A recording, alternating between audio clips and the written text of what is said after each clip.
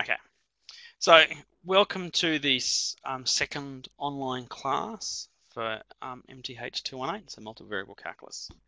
So just looking at what we're going to do today. So I want to look at um, the key bits for the. I want to cover enough to make sure we've sort of completed tutorials 1 and 2. Now I can't do it all in this the time slot I've got. So the things I want to focus on are the harder ones, which is the idea of level curves, contour map, which are sort of synonyms for each other.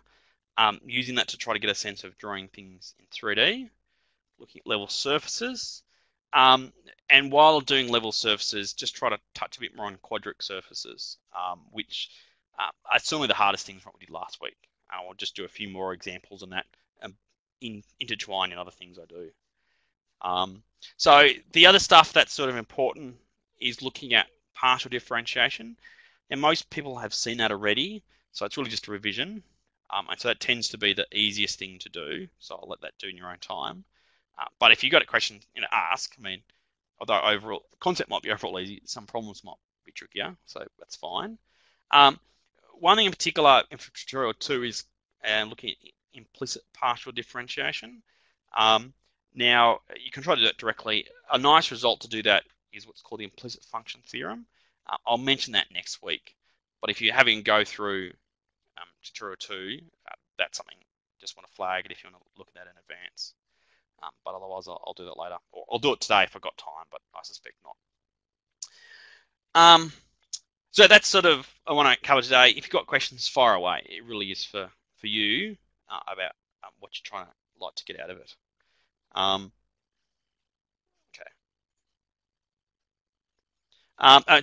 And while I remember, assignment 1, questions 1 and 2 really do cover what we've covered in last week's online meeting and this online meeting. So them together, you can do questions 1 and 2. So I would encourage you after this to go through tutorials 1 and 2 in your own time and try the first 2 questions of assignment 1 just to really get into it. Okay. So I want to focus on level curves and how to draw things in 3D. So let's take a step back. What we want to do is we want to get a sense of functions of many variables. That's really what we want to do. So in particular, let's focus on functions of 2 variables. So 2 examples, which you might be able to see on the screen here. The first one is height, so height above sea level. So looking for 2 variables, latitude, longitude, for example, looking at the heights on various things. So that's what GPS does, for example. So I want to look at the different heights of an island. Or another example of a function 2 variables is looking at pressure. So mean sea, the L stands for pressure. So mean sea level pressure, sea level pressure. So this is looking at the air pressure at the at a height of 0, so it's all normalized. So this is again latitude, longitude, looking at the air pressure. And why that's useful is that useful to predict the weather, for example. So this is the weather map from today, from this morning. So the problem with looking at functions of 2 variables, let alone even more later down the track, is trying to get a sense of visualizing it. And so you can see both. I mean, we can visualize an island, but weather's even, trying to work out the air pressure is even harder to visualize. So one way of trying to tackle them is looking at places where the value of the function is equal. So for a contour, an island, looking at what's called contours. So these are different lines which have equal height. So you can just see on the right-hand side here, at least cut off of it, you can see that there's a 25 line here. You can see that's all points that have equal height of 25. So it forms or sort of squashed circle sort of thing for this realistic island. So, and though when you draw maps with these sort of things with contours in it, that's called a topographic map. So has anyone used those for anything else? Topographic map for any reason? So if you go bushwalking, orienteering, etc., topographic maps are pretty useful. And there's a nice connection. So once you've got the topographic maps, that helps you with a bit of experience to visualize what the lay of the land actually looks like. So you can tell gullies and ridges and use it to, if you're chucked in the bush somewhere, you can look at just how the shape of the land is and match it to the contours in the map. So another example of the same thing is, this is looking at pressure, just looking at places of equal pressure are the lines here. That's called isotherms, so places of equal pressure, and that helps you work out, get a sense of it. So that gets you to see maximum points. So when closed circles like this shows your local maximums, the x is actual maximum themselves, or you can show low points, and we call them high and low air pressure accordingly. And the line, if the lines are close together, it shows you it's steeper. So from this low point at 998 to the high point of 127, the line's pretty steep. So the steeper the lines in terms of weather, the faster the winds go, for example. Whereas over here, up they're more on the east coast of Australia, the lines are much further away, so there's a lot lower wind. So knowing the steepness and locations of high and low is important. So these sort of maps are really helpful. So, and this general idea is looking at the idea of what's called level curves or contours. So it's looking at a contour map. So let's try to put one of these, let's try to do an example.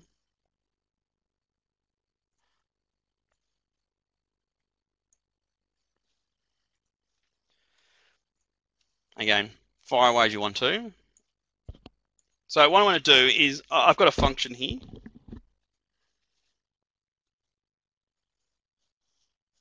Which looks a bit complicated at first glance. So z is our function, and it's 1 minus the maximum of the absolute value of x, the absolute value of y. So it's a function of two variables, not quite a standard function. So it isn't clear at first glance what it is. It's certainly not a straight line or a plane, more like it, for it's going to be a surface, and nor a quadric surface, so etc., because it doesn't have normal squares in it. So it's something else, and we're going to try to work out what it actually is. So what I really want to do is be able to draw it and describe what the surface really is. And let's make it easy on ourselves. Let's make z greater or equal to 0, just to be able to describe it. I mean, we will do it in general, but we'll just fix it, make it positive. So in order to try to get a sense of what it looks like, and if I understand everything, we're going to do what's called a contour map. That's looking at these level curves. And like you've seen this previously, that's really just looking at places where the functional value is the same. Often we think of it as the height being the same. So I'm going to suggest a few different contours. So these are different heights. So 0, quarter, half, 3/4, 1, just to give it a sense for it all. So basically to find a contour map, you get the function, so z, and what we're going to do is we're going to fix it at different values and give a sense of what it looks like. So what we're going to do is we're going to make z equal to each of these values, so 0, quarter, half, etc. So the first contour, so this is number 1, we're going to make this equal to 0. That's going to be our first contour we're going to consider. And we're now going to try to get a sense of drawing it. So I guess when trying to work at any of these sort of things, has just got a sense of, let's just simplify what we can. So we've got 1 minus something or other equals 0. So that quickly says that this something or other, maximum,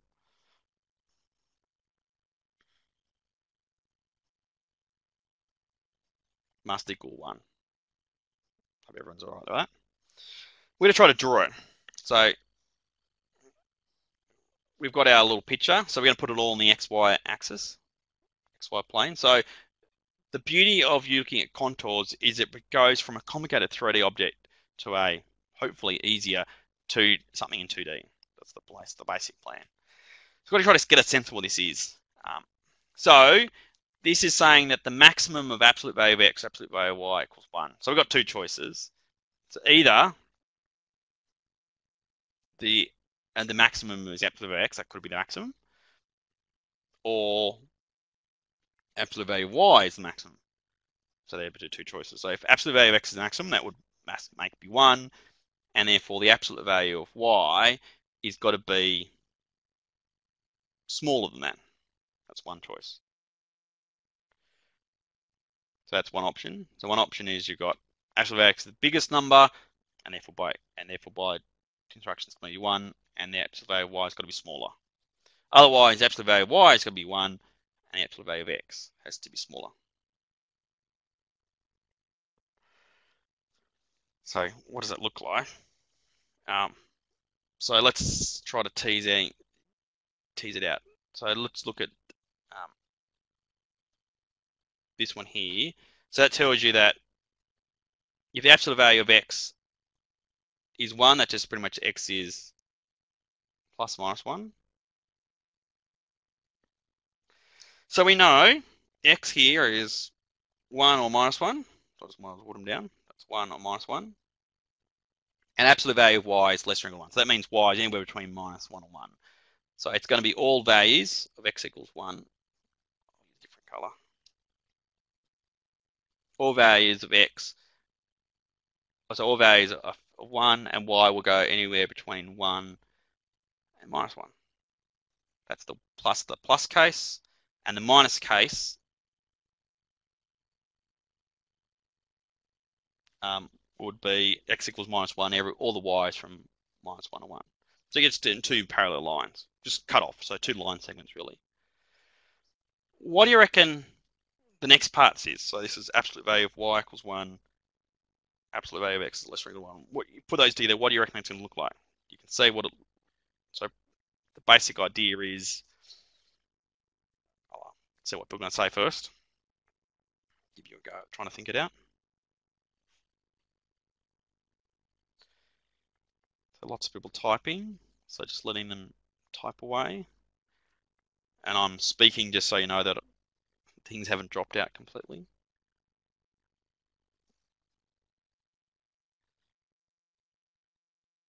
People having a go. So, I mean, just try to think through it. I mean, people have probably got the answer on their fingertips.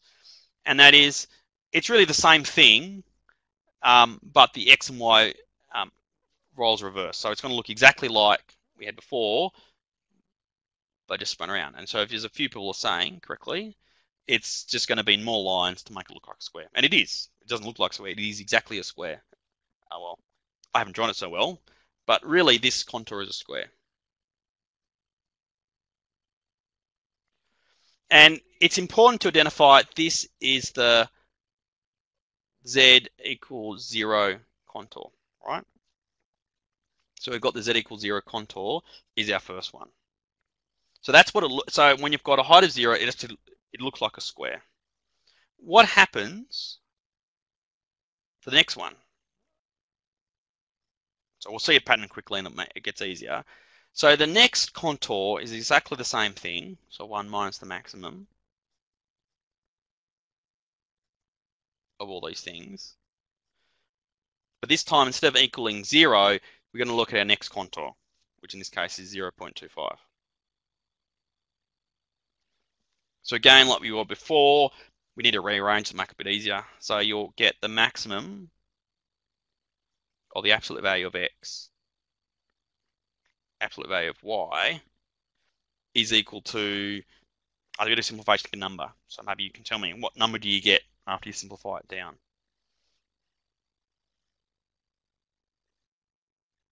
So just waiting for someone to have a go at it.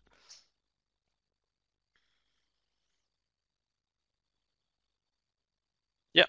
So 0.75, that's good. So each bird got it. So just by rearranging the equation, really. And we drew maximum of absolute value x, absolute value of y equals 1. Well, that's a square. Well, this one will be a square too. But this time the square will be smaller. And you can see that the that the square before went to 1, so this new square will go up to 0.75 instead.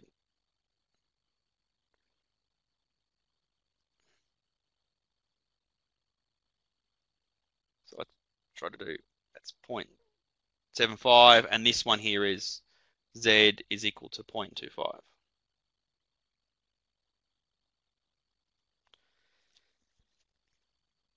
And then you can do the next one. So you can work out the next contour of a half and 0.75 the same way, which I'll let you work the pattern out.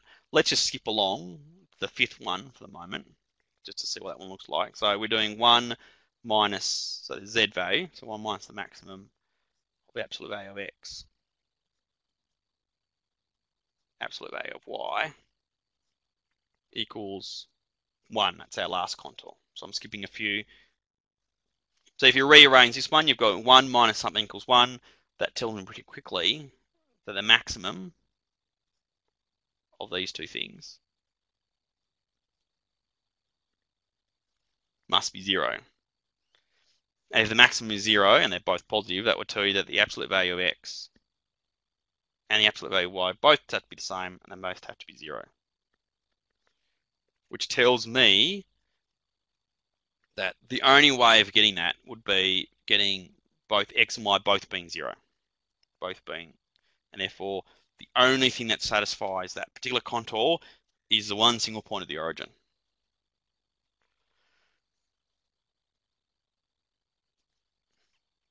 So the contour of z is equal to 1 corresponds to, in a pretty boring looking contour, it's just one single point.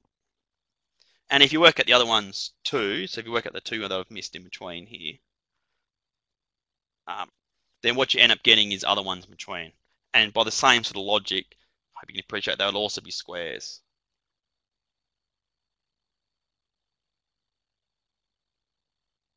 So that's the z equals, z equals half. And the last one, if I can find it,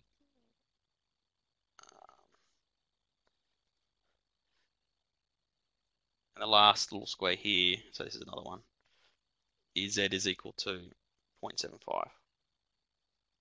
So what we have here is we've done a contour map. So we've done 5 different level curves or 5 different contours, so synonyms for each other. So what we can see is we've got each different level curve as a square, except they shrink down to a single point at the origin when you're getting z equals 1. So now what I'm going to try to do is try to see, well, that's what the contour map is. Now we're going to try to think, what does that mean in 3D? What does it look like in 3D? Anyone have a guess what you reckon it looks like?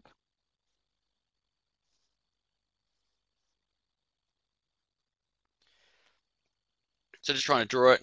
So when z equals 0, it's a square. That's what that outside square is.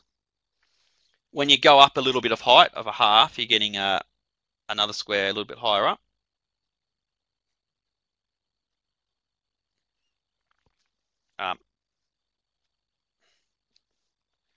Let's just draw it a bit higher up, I think. So you're getting another square a bit higher up, but smaller, etc. So each square is getting higher and higher, and eventually get a single point. So if you then just draw the outsides of those things, join them up,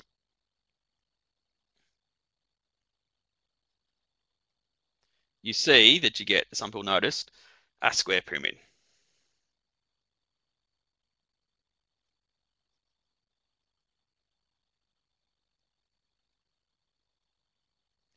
Which is a nice shape you can hopefully you recognize. So taking a step back, just trying to think of the bigger picture is here. So when you have functions of 2 variables, then a useful way of trying to visualize it is to do a contour map, or putting a synonym for that is to work at the level curves. So to work at the level curves, you need to pick various heights that you want to make the function equal to. So in this case, I've told you to. In general, it's good just to make them the same equal numbers apart. So these are quarter numbers apart. Work out what the level curves for each of them, and draw a nice picture. That is the contour map. Once you have the contour map, then you can help use that to get a sense of what it looks like 3D. When you do it in 3D, sometimes you get a shape you can recognize really well. So maybe it's a quadric surface, for example, or it might be a nice geometric object like a square and pyramid. Sometimes it's nothing. Sometimes it's no special name whatsoever. And certainly in the exam, I might do those sort of things. I'll give an example in a second. What I want you to do is sometimes just get a sense of I wanted to show to me that you got a sense of what it really is. So these maps do help you understand what things look like. And so I want to try to use them for that purpose. So that's the idea of some level curves. So let's have another different example. Get a sense. Just before I do that, let's just have a quick go in Maple. Now I'll type some things in Maple. If you can't see what it is, I'll copy it into the chat box as well. So first thing, to do fancy stuffs in Maple, you type in the command with plots.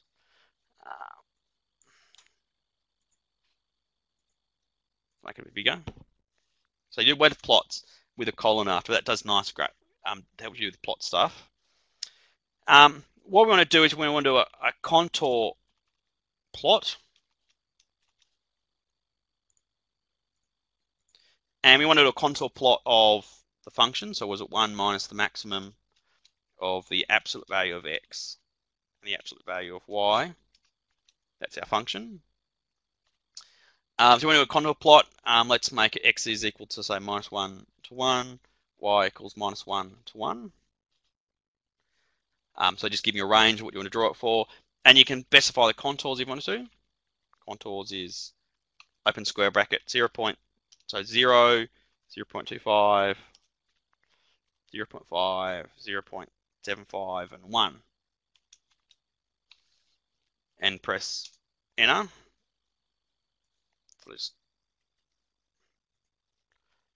So the two lines are typed in. I've just copied and pasted in the chat box if you want to see that. Let's make it a little bit bigger. So this is what it produces. This is the contour map. So what do you notice? So you can see it's got a bunch of squares, which is what we did as well. What can you say that's wrong with it, by the way? What sort of things that Maple doesn't do so well?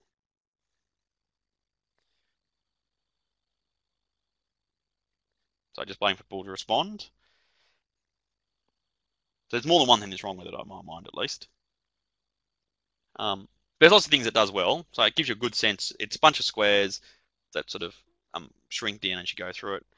They've got nice colorings to give you a sense of it's going taller in the middle. So there are some good things that Maple does. And so in your assignment, there's an assignment question on level curves. You certainly can use Maple to help you do it. So just looking at people's answers, it's still a 2D. It's still looking in 2D, and so it might still be difficult for you to think of what it looks like in 3D. So we'll do that in a second. Any other issues that people have? I miss other people were trying to type. So other things that I can see wrong is because of how the function works, it has some rounding errors that you can see in the corners every so often, that it cuts the corners off. If you really want to improve accuracy, you can do num points equals, say, 10,000. Can make it slightly more accurate. Takes a little longer, and the corners look a bit better then. Other issues, which is a bit more, that's a minor thing really. One thing more critical is that each of the contours is shown, except it doesn't show the fact that the z equals 1 contour, which I did ask it to do, is the origin. It doesn't show that. So when there are contours which are the origin, or sometimes when contours line exactly on the principal axis, you can often hide them in Maple, and you can't see them. So be aware that if you're using a computer, it can hide things from you, and you need to, say, in your assignment, this is what I'm telling you for, maybe you're all missing, and you have to, therefore, can't rely solely on the computer to do it all for you. You do need to get a sense for it all. How to do plot?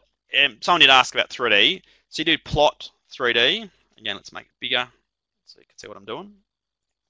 So plot 3D. I want to plot the same function I had before. Give a bunch of x and y values. Bang, it will do my plot for you. And you can see here that it's a nice curve, and you can rotate it around in Maple. It's a nice little square pyramid. If you want to get a sense of where the contours are, if I can remember how to do it.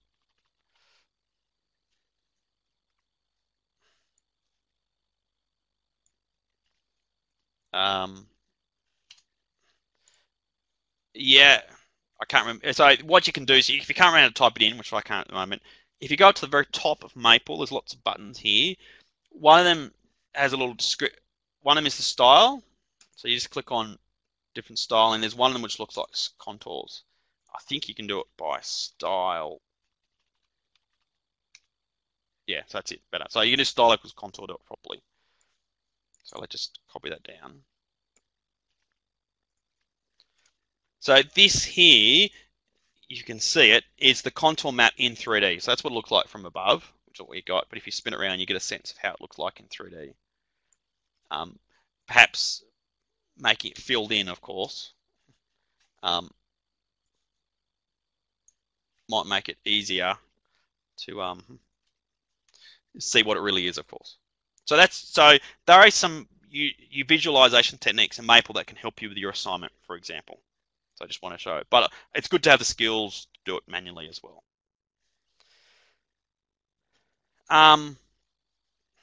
Okay, so I'll do another one.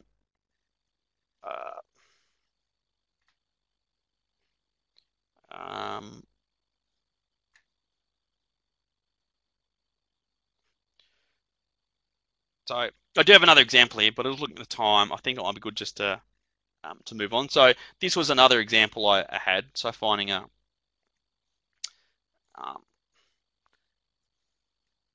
and contours for a different sort of a function, and this one ended up being producing ellipses. But I'll skip it for the sake of time. You can do this. You can say I've got the same sort of things here.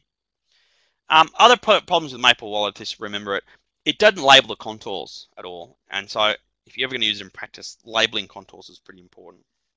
You can do that if you wanted to using Maple, but it's often easier just to handwrite things over the top or annotate a picture. I can help you more if you need to. So next thing I'll look at the idea of a level surface. So level curves or contour maps, so synonyms, are good when you have functions of just two variables. What happens if you get a function of three variables? Well, instead of looking at level curves, you then have to look at level surfaces. And so things get a bit more unwieldy, but some things are amenable to that quite nicely. So let's just do an example, and as we do this, various things will crop up. So what I try to do is I'm trying to understand this function. That's what my real purpose is. So I've got a function of three variables, x squared plus y squared minus z squared. Now it's not a surface, it's not a curve, it's actually a three-dimensional object. And to get a sense of understanding what it is, you'd have to embed it in 4 dimensions. And as you can appreciate, that gets a bit hard to draw. You can get Maple. I'll do Maple to help you visualize it all in one go in a little bit. So you can do it. So the 4th dimension being time, effectively. But you can't. It is difficult, and so you'd have to use some techniques. And so for the breaking it down, break the dimensions down by looking at level surfaces is a good way of trying to tackle it. So level surfaces, pretty much the same idea, is we're just going to let the functional values equal different numbers. So 1, 2, 3, or whatever it might be. So different sort of values. How you do that in general, in this case I haven't mentioned any contours to try haven't mentioned any values to try, so G, 1, 2, 3, or whatever it might be. So you're going to have to try to tease it out. So what I would normally do is I would just try trading in full generality. So I'm going to say to let G be a constant. That's what I'm really going to think of it to be. And so I've got x squared plus y squared minus z squared equals some constant, which I don't know what it is yet, and then try to understand what that is. So now it's a constant. Now I've only got 3 variables, so I've reduced it down from something sitting in 4D to sitting in something down into 3D, ended up being a surface. So trying something dealing a little bit easier to deal with. And now, because you can see it's just x, y, z, highest powers are squared, it's going to be a quadric surface. And therefore you can use traces to work it out. And so I would do that. I'll work at traces for this general object and help diagnose it. So that's the way, I think, really is the way to do it when you're a bit more accustomed to it. Let's take a step back. Let's make it a little bit easier. So this is simplification for today. So simpler for today is to make it a little bit more concrete. Let's put a few values in. Let's just try G, say, being -1, 0, and 1. So I'm going to pick a few out of there. As I said, it's actually better to try to do it in full generality where you possibly can. But, there's so many variables floating around. Let's make it a little bit more concrete for at least for today to help us out. So let's try to do each in turn. So the first one is the level surface corresponding to -1. So that's x squared plus y squared minus z squared equals -1. So that's what we're going to try to get a sense of what it is. So let's just try to get a sense of classifying it, so what it is. So it's a quadric surface, and I can tell that because the highest power is squares in all of them. So just saying, classifying what it is, and a super rough sketch would be fine, just to get a sense of how things change, would be sufficient for the moment. So how do you work this as a quadric surface? How do you work out what that is? How do you classify it? So anyone remember from last week how you classify quadric surfaces? What sort of techniques you might employ? So, yeah, lack of answers, that's fine. So I'm doing this because there's the harder part, so I'm revising it for that very reason. So with quadric surfaces, you can recognize standard forms. So this is a standard form that you might better notice. But the suggested method is to use traces.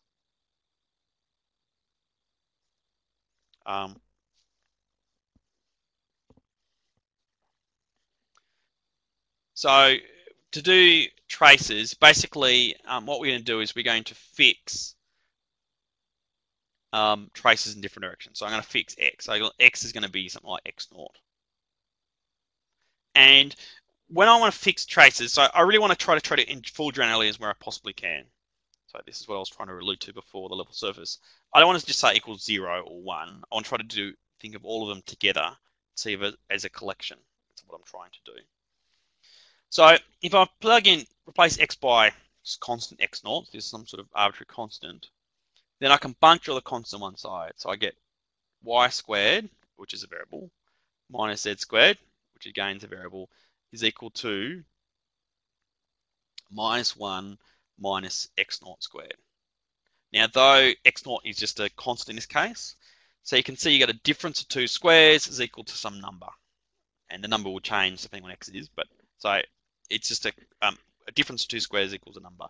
As soon as you see a difference of two squares, well, now we've reduced it to two variables. So when you've got two variables, it's going to be a conic section, so some sort of conic. What conic is it? So we're doing lots of layers here, and that can get difficult, I do understand.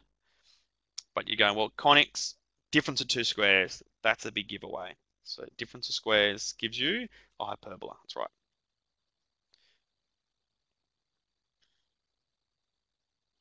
So for all these different x values, you're going to get different hyperbolas.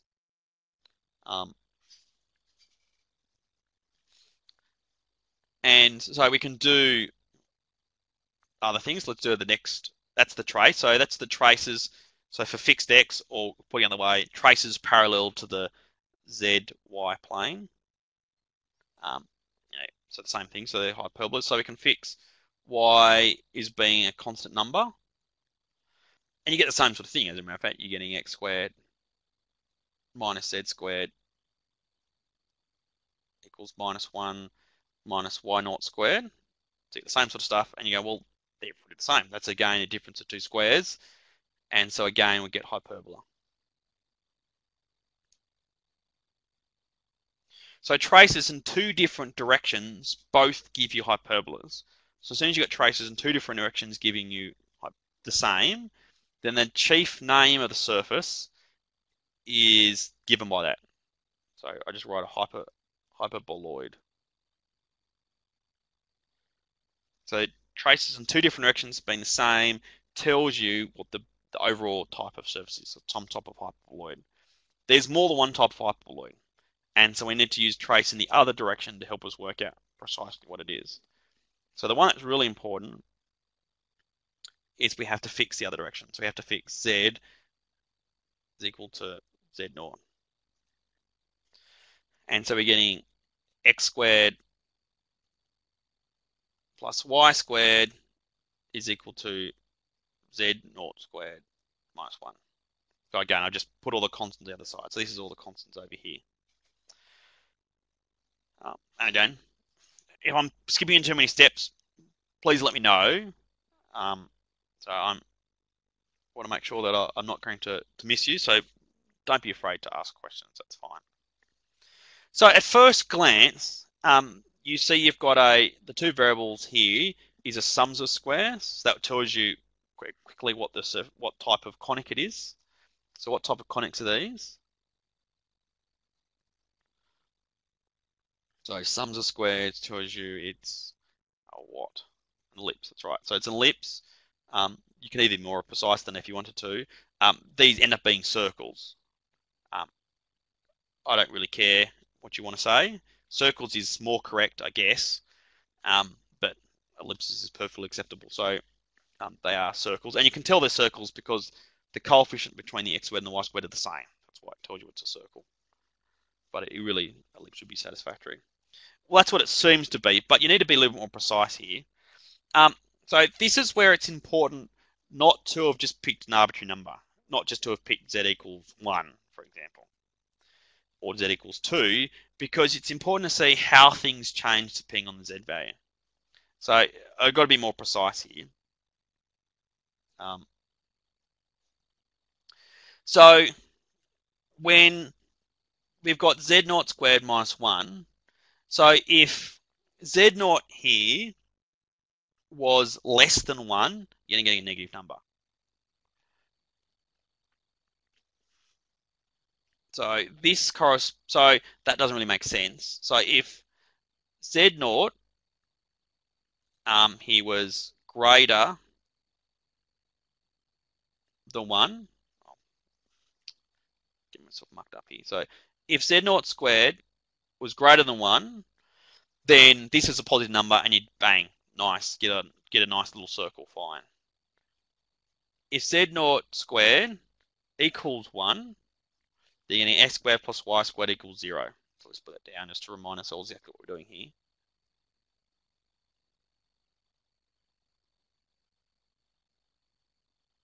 X squared plus y squared equals 0. You go, well, how can that ever happen? Well, that's not really a normal proper circle anymore, but that can happen if both x and y are both 0. So that really gives you the point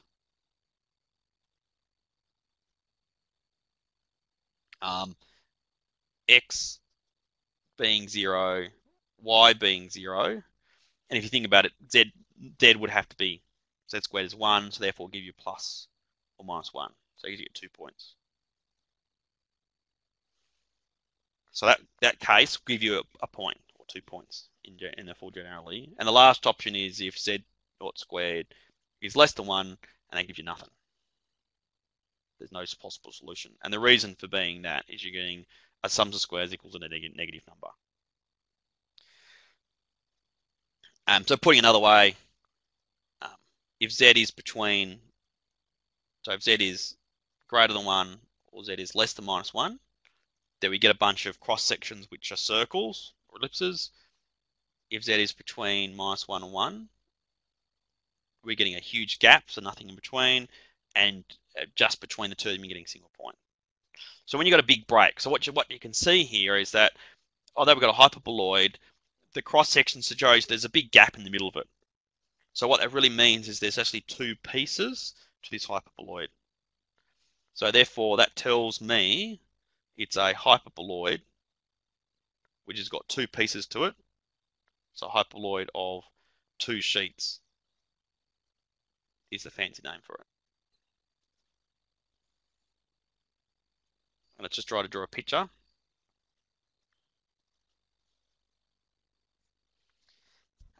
So you got X, Y, Z.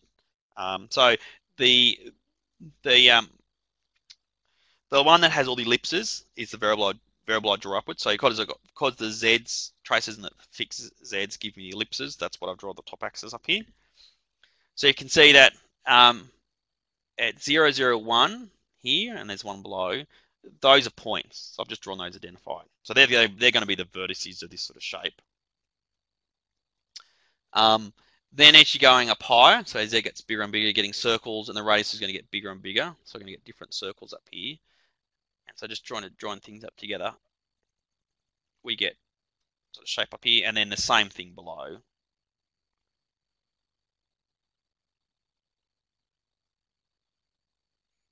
That's my rough drawing for it. So try and describe it. It's basically a little hill at the top, hill at the bottom. So I often think of it as being a stalagmite at the bottom and a stalactite at the top, effectively. And let's label the vertices. That's 0, 0, positive 1, 0, 0, minus 1 are the 2 vertices. And the axis of rotation, because it's all circular, is through the middle. And that's called a hyperboloid of 2 sheets. I guess you can technically call it a circular hyperboloid of 2 sheets if you wanted to. But that's fine either way. So we've worked out that that's one particular level surface. That's of the original function. Let's go back all the very beginning there. So just taking a step back, we have to work out. So before we get to that stage, we were looking at one particular level surface, and the way to work out quadric surfaces in general is to take traces. Trace in 2 different directions gives you the main name. Trace in the other direction gives you the subtype. So in this case, of hyperboloid of 2 sheets. So any questions, fire away. So it's not a cone, as some people might have guessed. Just speaking of ellipses here, this is a question someone asked earlier.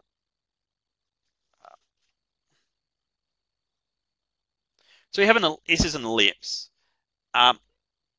Speaking of vertices, that everybody agrees that the places of a maximum curvature, which is the 2 endpoints here, are called vertices.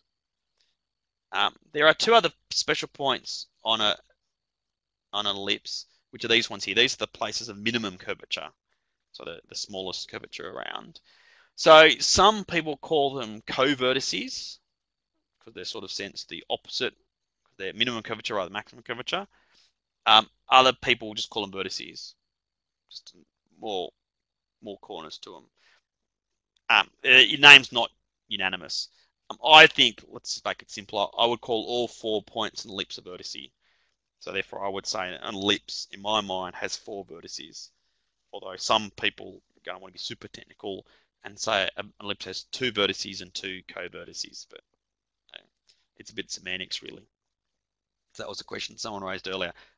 Just remindable looking at the vertices in this shape. But that's just an aside, really.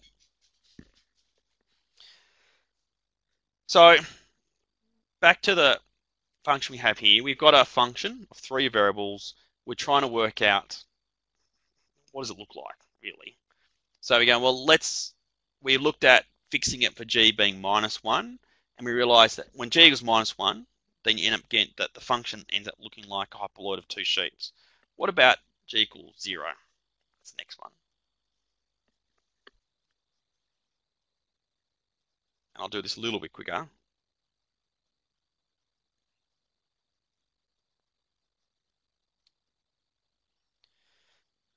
Now, that's what the function looks like when g equals 0.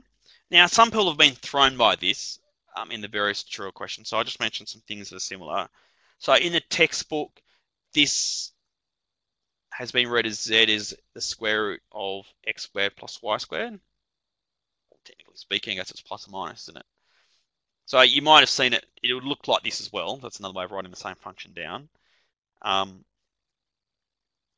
or you make z squared the subject, so z squared equals x squared plus y squared.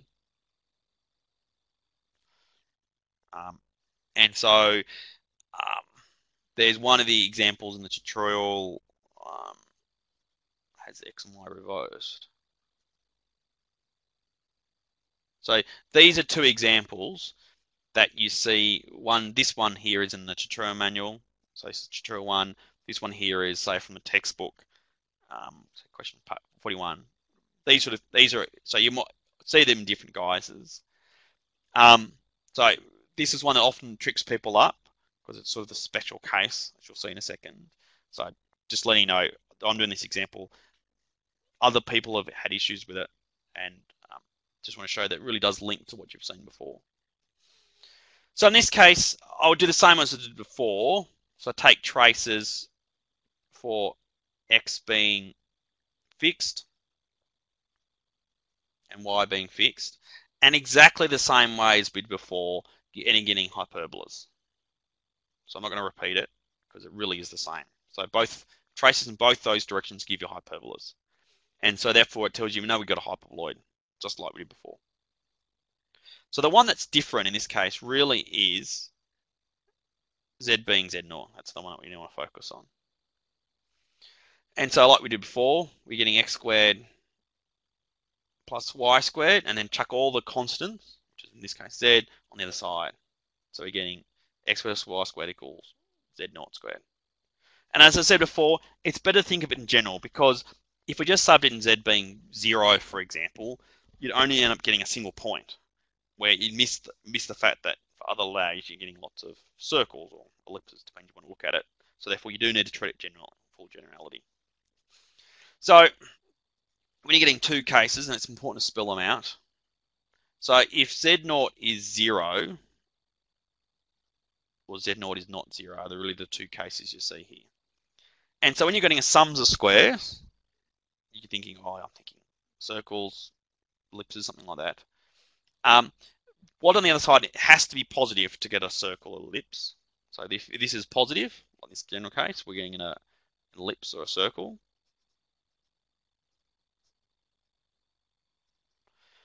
If it's equal to 0, then you're getting a single point. And if you look at it, that means x and y have to be 0.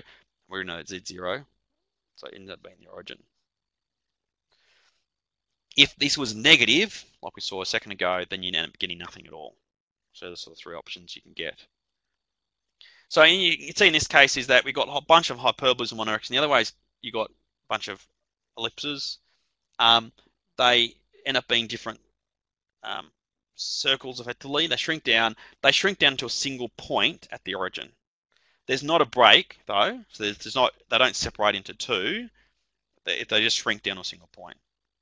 So what does that mean? It looks like, again, the axis I draw at the top is given by whatever the trace is in this direction. So the last trace the trace that gives you the non-hyperbolas effectively is the axis that goes up. So I can see if it shrinks down to the origin right back in the middle, but otherwise all the other traces are circles, and they get bigger as you get further away. So I join it up. Want to end up getting that sort of shape. How would you describe that? What's that sort of thing called?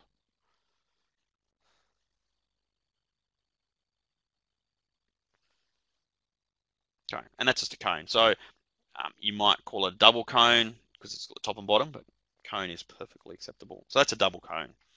So this special case, this is a hyperboloid. One of the special cases for it is the cone, and that really is when g equals 0. So therefore so going back up to the question we got at the top, let's describe these level curves. When g equals -1, we get a hyperboloid of 2 sheets. At 0, you get a double cone. And then at g equals 1, we can do the same calculations and we'll get work it out again. So here's a question for you. Do you want me to do the whole thing again, or do you want to just tell you the answer. What would you prefer me to do? So how much more practice do you want of it, I guess? How much more demonstration you want? So just the answer. So even anyone else can speak up, but you do the same process. You're still going to do traces in x, y, gives you hyperbolas, hyperboloid. If you do traces in the other direction, the z direction, you're not getting a bunch of ellipses, and there's no break, no points. All ellipses are happy all the time. So it ends up being a hyperboloid, everything joined together. So in that case, it's called a hyperboloid of one sheet. And so if you think, so therefore drawing pictures, it starts with stalagmite and stalactite, hyperboloid 2 sheets. As G increases, it ends up becoming a cone, double cone. And then as G increases it further, becomes a hyperboloid of one sheet, which really looks like a hyperbola rotated around. So that's what's happening. So as G increases from negative, so this is G being negative, to G being 0, and G being positive, the level surfaces change from hyperboloid of 2 sheets through cone to hyperboloid of 1 sheet. As G gets bigger, then the thickness on the inside circle gets fatter and fatter. So it just gets fatter and fatter. As G gets more and more negative, then the gap between these two gets further and further away. So effectively, it's sort of shrinking up. So that's to give you an idea what the level surfaces are. So if you want to get a sense what that is in maple, just try to give a sense. So you can use the word, because really you want to try to do it in 4 dimensions, I have to use the word animate. Do it for me. So animate. So I want to animate plots because it's written implicit. I have to do implicit plot 3D is the basic plot. And the commands I want to give it for it. So what I want to plot is x squared plus y squared minus z squared equals g is what I call it. And I'll plot it from z equals minus, what do I think what to do? Minus 2 to 2, say. Y being minus 2 to 2. And z being minus 2 to 2. So I just pick some arbitrary numbers, really. If it doesn't look good, I'll change them later. That's the sort of thing I want to plot, and I want to plot it for G, say from say minus 1 to 1. Let's see if I got it right. So this is my little picture. Again, that doesn't look very interesting at the moment. So if I press the play button at the very top here,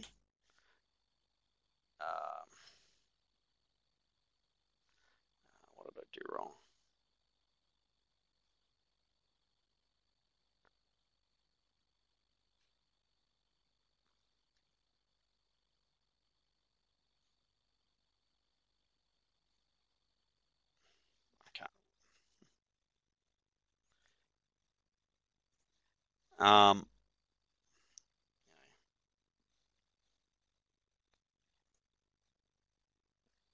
Just can't say what you do wrong sometimes, can you?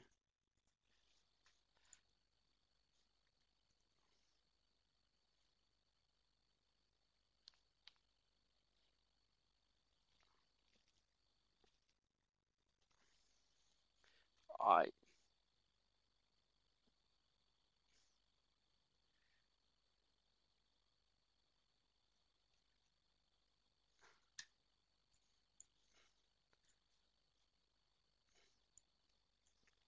can't see it. Quite what I did mistake. Sorry, I'll get there in a second. So this is a graph I prepared earlier, effectively. I can't see what I've done wrong. I'm sorry, guys. This is the same thing in my mind. Oh, okay. There you go. So just what happens sometimes is you cannot quite remember exactly how to do it So the square brackets I just could put here. Oh well. So let's try this again. So I can rotate it, make it on the side. So press the play button. So you can see as the G value increases from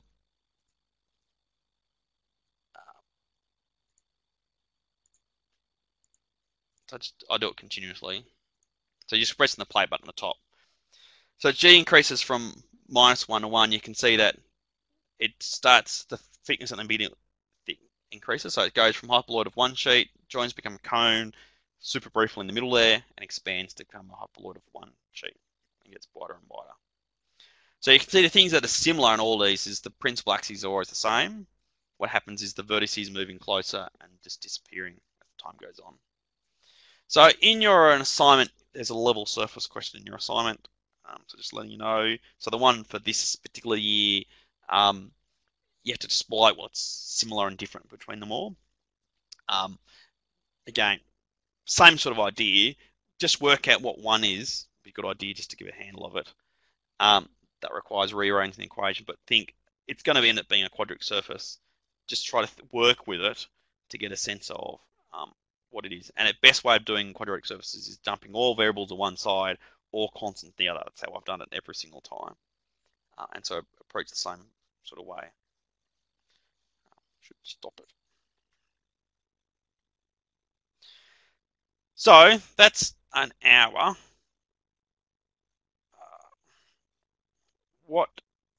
So just to explain what we've done. So I really have covered level curves and level surfaces, what I've really done.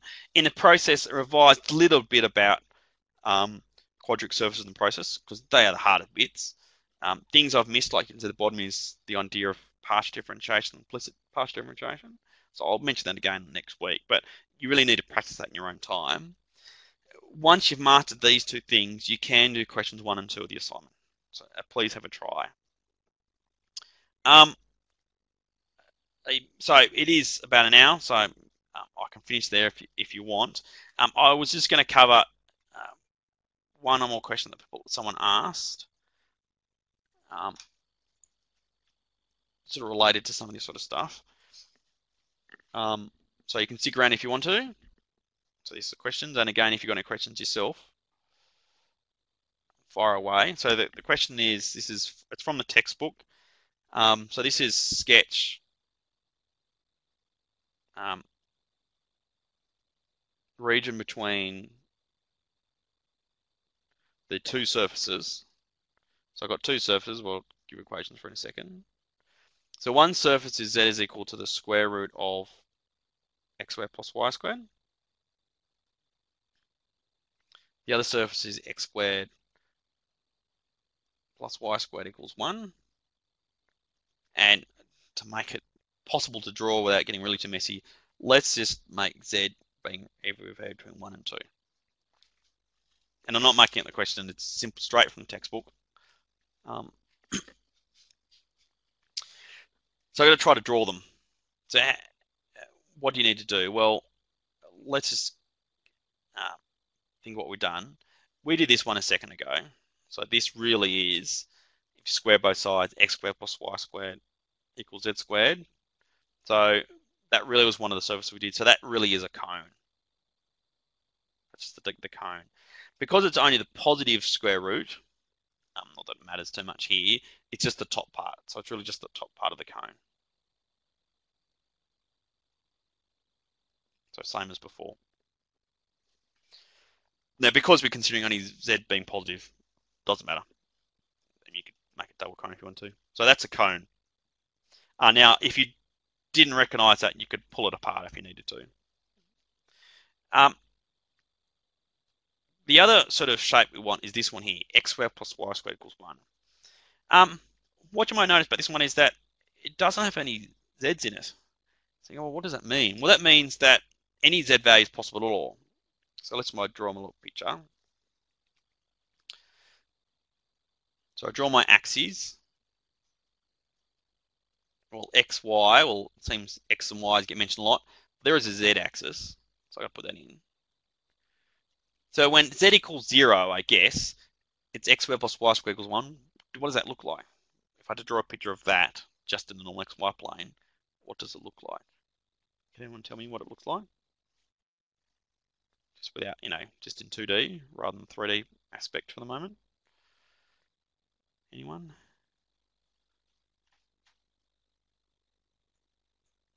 Okay. So x squared plus y squared equals 1 is a circle. So just try to draw that. So 1, 1. So x squared plus y squared equals 1 is just a circle sitting in the xy plane. But we want to consider this as a surface, not just as a curve. So really, when it implies z is equal to anything at all. And so what we end up getting is z can be any value at all. So therefore, x and y always have to be the same, but any values are possible.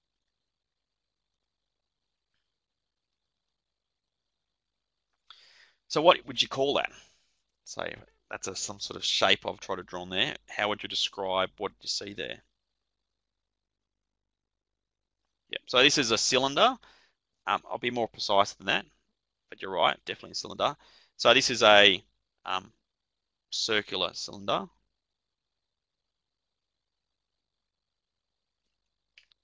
And it's open-ended, absolutely right. So why do I say circular? I mean, what everyone else has written down there is fine. So in general, a cylinder is basically a quadric surface, or a more general quadric surface. You can write down by just omitting one variable, effectively. And they can, if all the cross sections end up being circles, it's a circular cylinder. If all the cross sections are ellipses, it's an elliptical cylinder. If all the cross sections are hyperbolas, hyperbolic cylinder, etc. So essentially, it's when you leaving one variable out, and all the cross sections look the same. That's so. The cylinder that we love and know from everywhere else is the good old circular cylinder. This is the first one. So we've got two surfaces. One's a cylinder, circular cylinder. One's a cone. What we're trying to do is draw the two between. So pointing our little axes on, we want to focus on everywhere between 1 and z equals 1 to 2. 1 to 2. So we've got to try to work out sizes of things. So at z equals 1, the cone increases naturally. So the radius is going to be 1 at this point, and it increases up to 2 at the highest point. So you can see that where the cylinder always has a radius of 1. Always. So trying to put the two together, at z equals 1, we end up getting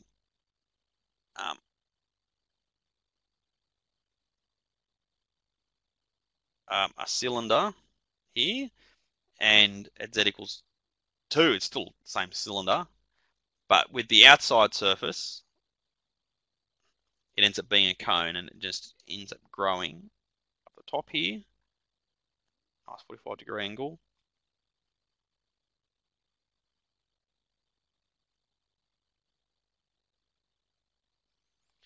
That's sort of what the shape is. So the inside surface is the cylinder, the outside surface is this cone. And so the region bounded between the two is this sort of, I don't know, how would you describe it? Beveled ring. No, bevel's the wrong word. So half a beveled ring. Is that the word for it?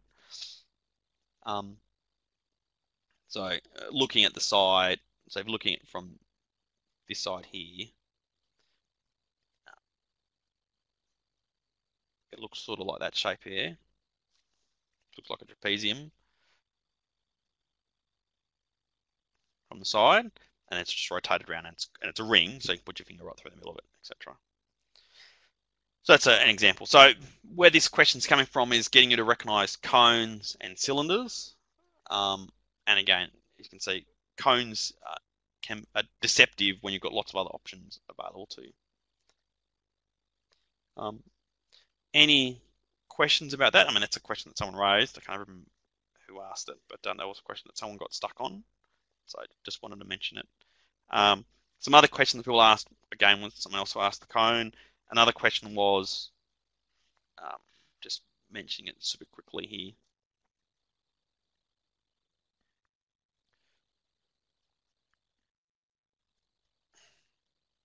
this one here. So speaking really broadly speaking, try to draw that. Again, highest power is square, so therefore it's going to be a quadric surface. Take traces. So if you take traces for fixed x and z, you're getting hyperbolas. So it's a hyperboloid. Take traces for fixed y, and you then can work out what type it is. And for fixed, if you get fixed y, then you end up showing that it's what do you get? So you end up seeing it's a hyperboloid of one sheet in this particular instance, because you end up getting gaps. So, and it's really much, although there's some falls rather than anything else there, it's very similar to one of the level surfaces we did a second ago. Very similar. So qualitatively, the process that you do. So again, with any quadratic surface, just take traces in each of the three principal directions and work your way through that. That's the basic plan of attack. So if you've got any other questions that you have been too scared to ask so far, fire away. So in case you're getting really panicky here about, oh no, this subject's getting really difficult, it gets difficult. So the hard part at the moment really is trying to visualize all these things. It really is, and it is tricky. So at the beginning, I want to get a handle on all these different objects so we can utilize them. What we're about to turn into, and a thing I've skipped today, is the partial differentiation. That's a lot more revision, so people tend to be much more comfortable with it. And so the difficulty will drop down, I suspect, for most people from next week. Now we'll start, so therefore, and then we'll build back up again gradually. What I want to do later on is do things like integrating over the surfaces, or this is a volume, trying to integrate over that volume. That's the sort of things I want to do later on, which is why we're introducing these particular surfaces now. And that's, again, where things get a bit trickier. But we'll take it in turn, and there are some wonderful theorems to make lots of these things much easier than it first seems.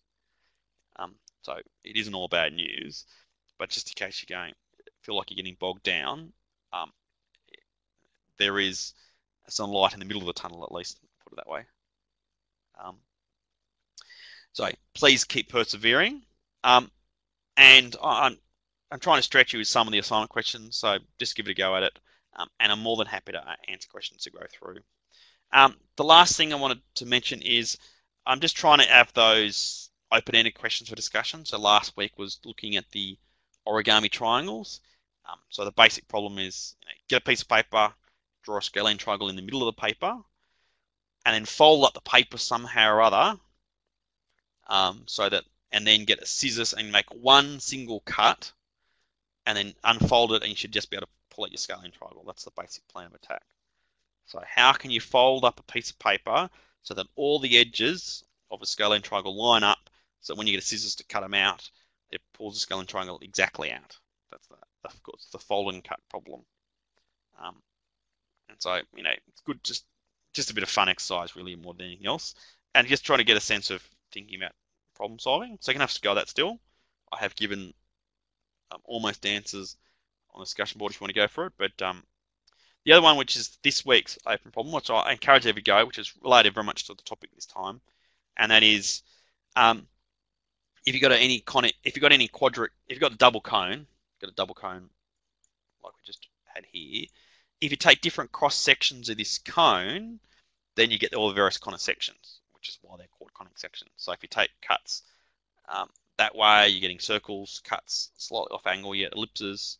One's parallel, you're getting parabolas. And if you make really high vertical ones, you're getting hyperbolas. So you're getting all the different types of conic sections. And if you line them right up, you can get points and straight lines as well. If you do it the right sort of place. So you get all the different conic sections cropping up. So the question is, what other quadric surfaces? Can you use other quadric surfaces to also produce all the different types of conic sections? And the answer is some of them, most of them don't. So all quadric sections, if you take cross sections any different way, you're getting other conics. That's always true. But some of them only produce some, not all. Like take this cylinder, for example. There's no way of taking cross sections at all to ever get an hyperbola or a parabola. Just not enough different shape to it. But you can only get ellipses and circles. So just thinking through what's going through all different quadrics, which different conics can you produce from them, and why it's again just a bit of a mucking around problem, but I'm just trying to get you the sense of trying to work with these quadric surfaces to try to get a sense of what they really are. And the best way of answering the problem is to do it visually, I think. So just try to think what the visually look like. You can do it using a bit of algebra. If you're going to do that, use symmetry where you can to simplify it, but try to think it visually to get a sense for it. So it's optional question. Don't feel you're forced to do it, but it's good just to try to get a handle of these objects, which, let's be honest, tends to be the hardest part of what we're looking at so far. So I've gone a bit over time. Thank you for sitting around and waiting. And again, if you've got any questions now or later, just fire away. And as a few people did for today, they did ask questions in advance, which I've addressed during the lecture, and I'm happy to do that again. Um, so that's okay. So thank you very much for coming, and I'll just turn the recording off now.